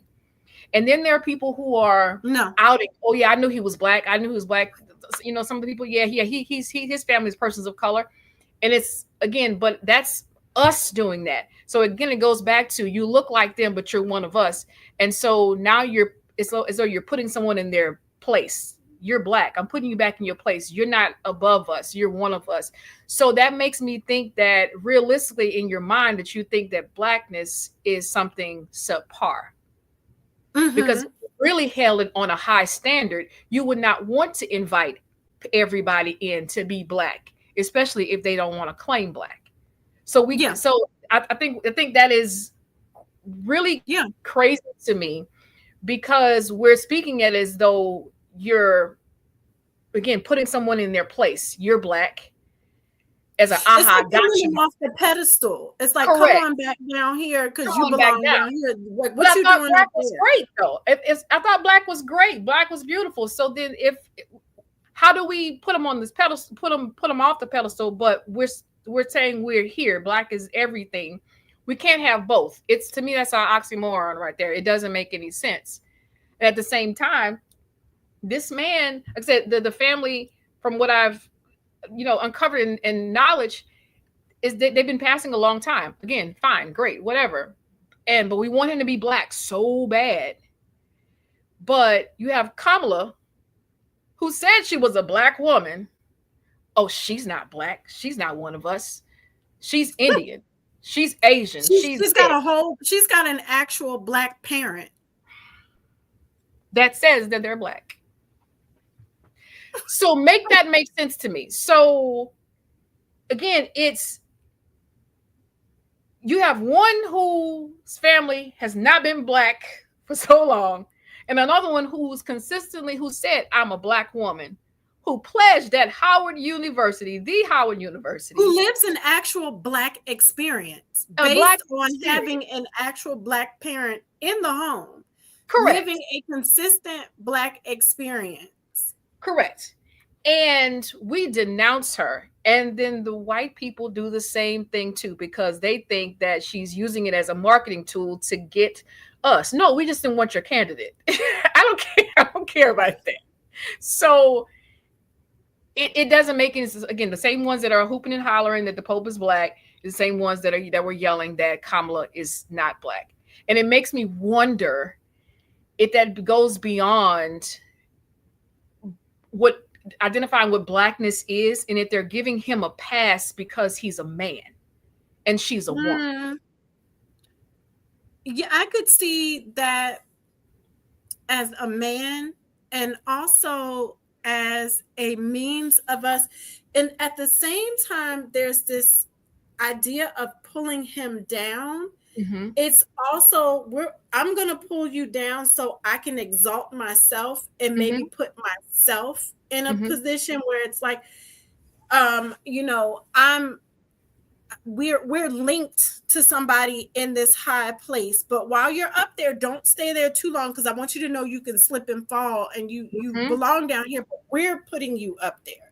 It's almost like we wanted a hand in exalting him, and crowning him and putting him up there. But then I heard his brother straight up say, I mean, we know that's we don't talk about it, but we're white. And correct. So they're clearly living that existence. And it's that level of confusion that I think continuously in the Black community, where it's affecting our relationships, just like our interpersonal relationships and ability to create friendships and have like strength in numbers in our community, but also like our love relationships and our marriages and things like that. Like these things continue to it continues to disrupt, but it's at the point that we're doing it to ourselves. Yeah. Not that necessarily somebody else is doing these things, because at the same time, and I'm gonna go ahead and, the Beehive can get mad, but like I said before, I've always listened to country music because my grandmother, she's from Bessemer, Alabama, spent a whole bunch of time in Kentucky. And if we listened to music in the house at my grandmother's house, even though all of my dad's 45s were downstairs and they were like Sam Cooke and all of that stuff, my grandmother, if she turned the radio on, we could listen to Commission and the Clark Sisters, or Okay. it, it was that, or we could listen to country music, right? And Yeah. she loved to sit, and I mean, my God, we had to watch Hee Haw, and she loved Crystal Gale, and Yes. like that's like I had to like it was like straight up hardcore Yeah. country music, and I like always quietly listened to country because Mm-hmm. she kind of instilled that in me, and I like the storytelling. I Mm-hmm. never, like, being younger, I never thought about like the racism part of it, but I was drawn towards the Yeah. storytelling. And so I've always like listened, and then when black folks, young black people would come through to country, I was like, oh man, this is good. So I was already there before B in this album. Yeah. And I kept saying with her album, I said, you can do what you want to do. You can bend genres all day. I said, but I don't think she's doing this to open up doors. And I said, but let's see. Because yes, it'll be great to get additional categories for Billboard, but I want to see what NAACP and BET are going to do, because when you go back and look, like Lenny Kravitz has never won. And Lenny is a rock god, and we worship Lenny because he's fine as hell. But Lenny won a BET award for his acting, never his music, right? And so we don't admire. So what I think, because I went and I looked all of this up. So Nelly has won several country music awards, right? Mm-hmm. But when he wins for us, it's always straight rap. So the songs he won awards for in country, they called it a country song, but we said, no, it's rap. And we know that the songs were both, right? We know his music was both. But he consistently wins in country. No problem, right? And then, but then when Darius Rucker came out, Black folks didn't know what to do with that. But I thought Black folks created country. I thought Black folks did this. Correct. This is our music. This is our music. Correct. But you shun all of these people. So you have alternative rockers and Living Color. Like, they've never won anything on it. Right. We don't set tables at our Black award spaces for any of that stuff, right? And so when country got popular this time, you didn't give Tanner Adele the main stage. You gave her the pre-stage. Right. Matter of fact, still didn't create her category. How many artists has Beyonce brought out since she's been on tour? On the country music tour. But she just brought out Miley. Right. So where are the Black, country music artists that were on the album? Now, she would have brought out Dolly Parton, and I would have been fine. I love Dolly. But what about the Black artists? So you talk about we stand for Dolly. Platforms and stages for these people. What about them? She could have brought K. Michelle out there to yodel something, but it's her stage. But if it's really about opening doors, give these people a platform. I don't want to see Miley Cyrus. When I think about Miley Cyrus, I think about Billy Ray. That's just what I think about. I think about Disney Channel and not, Well, and the pressure should have been on the BET Awards and the NAACP Awards to make a table for people who were already there. Like, make a space at the table. I checked the award nominee list, and there is no country music. There is no contemporary music. What they did was they funneled like Shabuzi in under best new artist or something. But Yeah, they didn't, like, we didn't make a space, but we're quick to let a white artist come in under R&B, or but let be a rap mad at the artist get a country music gospel, awards. let a rap artist get a Mhm. gospel award. But it was BET though. Like if it was the Stellar Awards, I could see you being a little bit pissed. But it's the BET Awards. She Yeah, belongs at the BET Awards. It yeah, wasn't the Stellar Awards. yeah. Like what are you talking about? And it's crazy because like you didn't push the CMT Awards to open anything else up. You Right. pushed Billboard so you could win another Billboard award, and that's great. I Yeah. mean, Billboard does need to be a little bit more well-rounded, but we're not creating those opportunities. And that's the stuff I keep looking at is like we keep this push towards needing some type, like unconsciously needing white acceptance, white Validation. validation in all of these spaces Hmm. all the time. And We, we're we all not creating do. space for ourselves. And then we don't gatekeep and we keep letting them slide in with these cookout invitations. And, I don't care who sings the soul music because I mean, I'm going to love me some Bobby Caldwell and I'm going to keep loving my Tina Marie, Oh my and God. Michael I was listening McDonald to ain't Bobby going Caldwell nowhere. yesterday. I was listening to Bobby Caldwell yesterday. Yeah, Like, they're not going nowhere. I'm going to We keep forever. all of them. Yeah. Yeah. I mean, because there's days where only Michael McDonald will do, and it is a thing, right? That, give me the Doobie Brothers. It is Any day. I am. I am Doobie okay. Brothers, a little Steely Dan, or something like Hmm. that. Like there's days where only that will do, and that is okay. But we Yeah. have to. And that's why I want us to keep having these conversations because we have to. I think there's a space where we have to really, really understand what came before us that creates these mindsets where we keep Hmm. tripping ourselves up and we Right. keep perpetuating these things that aren't healthy. Do we have concrete answers to solutions? We do not. But we But have I think if we because it's going to take time to really create those concrete solutions. right. But if we start discussing, hey, did you understand that this is where that came from? Or do you understand how long this has perpetuated our community? If you Correct. understand the fact that the idea of the grandparent watching the kids came from the plantation, Hmm. then we can start to undo some of that. Right. And even how the we can idea start to undo.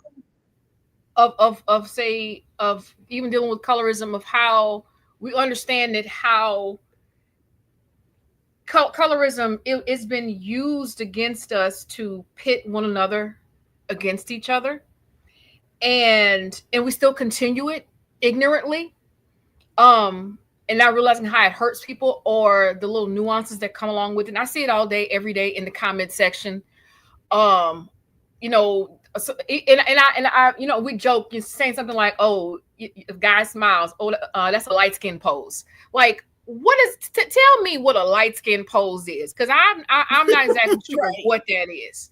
Or someone in the comments like, oh, they don't have any dark skinned right, people in this such and such. And I'm like, do y'all not know that it comes from both sides?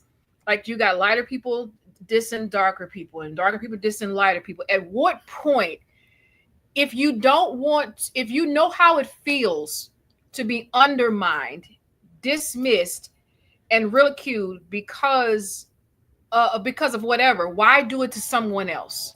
We have to heal that. We absolutely have to heal that, right. because it goes both ways, because we have a bigger fight to fight, and we have to be able to protect each other. And yes, some people are able to infiltrate other spaces. But look, sometimes I'm okay with those informants, because you may Right. be able to get a conversation out of a white person far quicker than I would, and that's fine. I may be able to get a conversation out And of that's the a only way black I'm man gonna than a use it. white person would. Say it again. No, and that's the only way I use it. I mean, and that would be, if I think about it, like how I don't mind using that perceived privilege, Mm-hmm. because I'm going to ask the question, would they think they can ask me crazy stuff and say crazy stuff? Let me ask you this, or let me say this, like I do use that to kind of say, I remember this happened with the girl that I worked with a long time ago, and she was a white girl, and she was from a very rural county, but Mm-hmm. kind of working with me in a metro county. And I didn't like her at first because I just didn't like her. There was something about her that was a little off. And then we started Mm-hmm. talking, and I was like, all right, she kind of cool. And she would make me these. I had a boombox in my office, and I was always listening CDs. This is how long ago this was. And I was listening to CDs in the office, so I would listen to talk radio while I did charts. And she came in one day, and she said, she just basically said, look, I haven't been around a lot of black people, but I have questions. Would Mm-hmm. you answer the questions? And I said, you're going to have to leave my office and let me think about this. And I remember I called my mother, Yeah. and I said, this girl sounds crazy. Come and ask me, do like I'm a black representative or something. I said, that shit sounds absolutely insane. And my mother was like, you know what? It is crazy. And she said, I want you to think about this. And she said, as black people, we do step into certain surroundings, and we do end up kind of being the representative or whatever. Mm-hmm. And she said, you're not going to tone your blackness down at all. Mm-hmm. Um, but she said, just for shits and giggles, don't you wonder what she's going to ask about? Oh, I And do, I said, right. I am a little curious because Sure. I'm nosy. I said, I do kind of want to know what she's going to ask. So she said, you know what? She said, go. And she said, now I want to know what she's going to ask. So she said, go tell her, yeah, y'all can sit down and talk at lunch. Don't let her Yeah. take up too much of your time, and tell her, don't ask you no crazy stuff off the rip, because you are a black woman and it needs to be respectful. Right. So I did. I went back to her and I told, and here's the thing, for the life of me, I can't remember really what she asked outside of her asking something about, I remember she asked about, she said, you're always listening to church music, but they're always yelling. Like, why do they yell? And I was like, and I remember telling her, that's perception. Maybe in your church, everything is quiet, but that's gospel Yeah. music. Mm-hmm. Um, but we found out, like, she made me mix CDs with Paramore and Feist and all these other good stuff. She gave me the Fergie CD, the first Fergie CD when it came out, because she's like, oh, I hear you listening to different stuff. And I said, like, I don't just have nigger ears. Right. Like, I Right. listen to different things. And she Right. was like, oh no, I didn't say that. And I said, but that's what you implied. Right. That, like, I'm black, so I can only listen to certain things. Mm-hmm.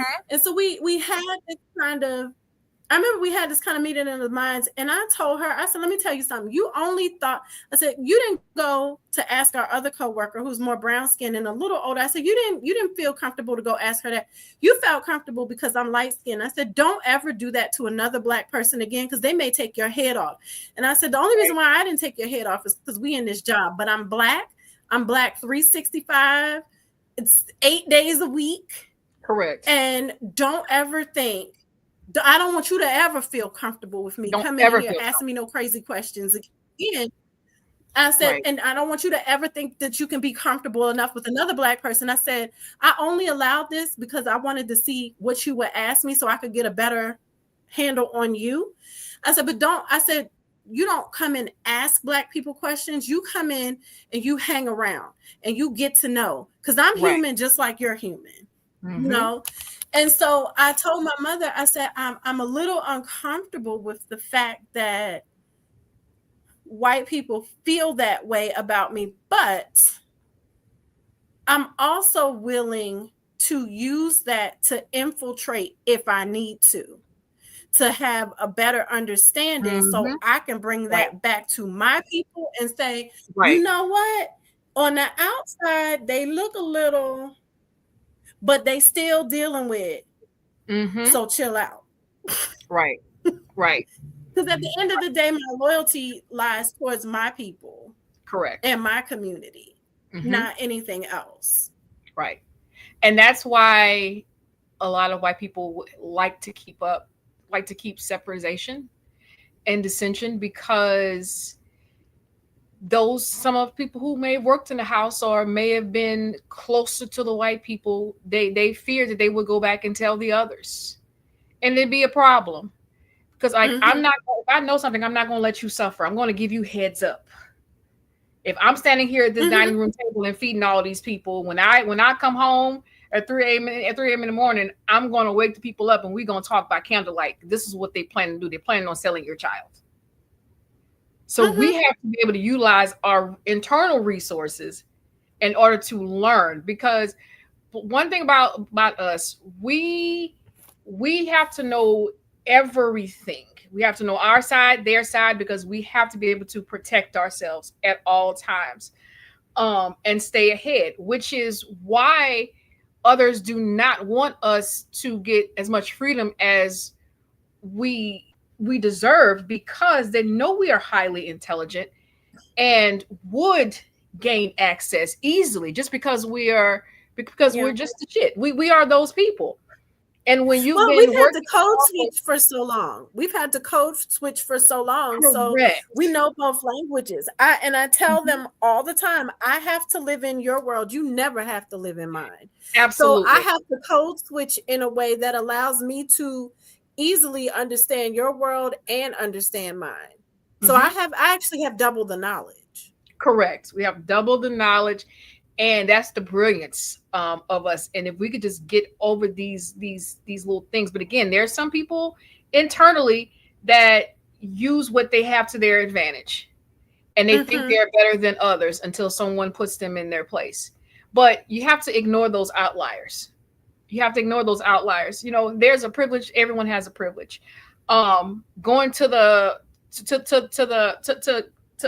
auto dealer, you they tell you, send a man, send a guy, don't send a woman, because we're Right. gonna get used. We're gonna get overpriced, and so that's a privilege Mm-hmm. that men have over us, that they Right. can do certain things or get away with certain things, as opposed, and it's just realistically, it's all a part of a cast. It's all, whether that's, dealing with the color of someone's skin, or their hue, or their gender, their height, their size. All of this Mm-hmm. matters. Like, when you look at a shorter person versus a taller person, that taller person is probably going to get more respect faster than that shorter person.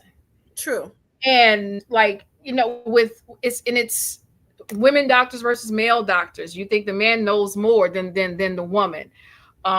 Or you can True. have an um an Indian doctor versus a white doctor. You're gonna think that Indian doctor probably knows more, because, oh, he's from a different country. He probably knows more, because Right. we have this idea that they are all, brilliant, and many of them are, but it's just the way we perceive different people, not realizing that we are all one and the same and all have to fight something. True. So yeah. True. Well, I appreciate you for coming to have another You're part of this welcome. beautiful conversation. We'll be having you back because they're like every time we start to talk, we're like, yeah, that part's another conversation. Yes. But I definitely like to have you here so we can talk about these things with a sense of truth, Hmm. and not just like having these random conversations that are based in opinions. Right. um I like there to be some truth. And like I say, I know we have these topics and we don't come to like this hardcore solution because I mean this stuff has been ingrained for centuries. So we're not going to have like one or two conversations and be like, well, the answer to that is this, right? Because Right. that's not going to work that way. Right.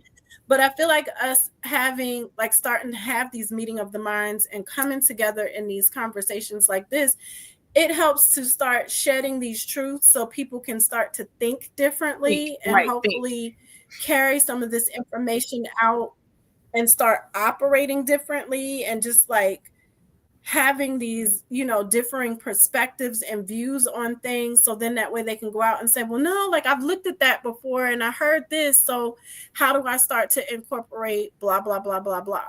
So we can start making those small changes that are necessary for us to eventually come to the larger change. Right. So Because we didn't get here overnight. definitely please make sure because we're not going to get there overnight. It took us what, 300 years, 400 years to get here. Yeah.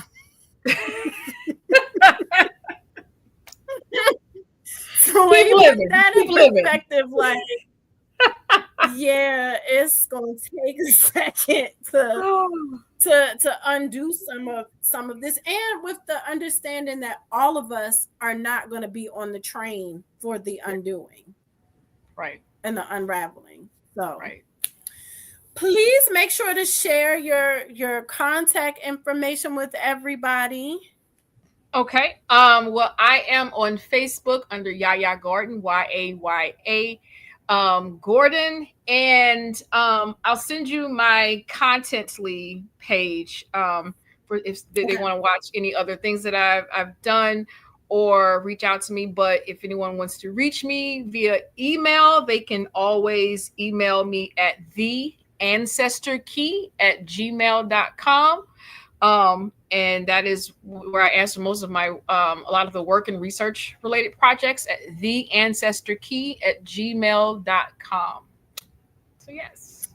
Awesome. Thank you so much. We'll definitely be back in the next couple months or whatever with another conversation, because there's so much more to just continue to discuss for our community. So thank you. Thank you.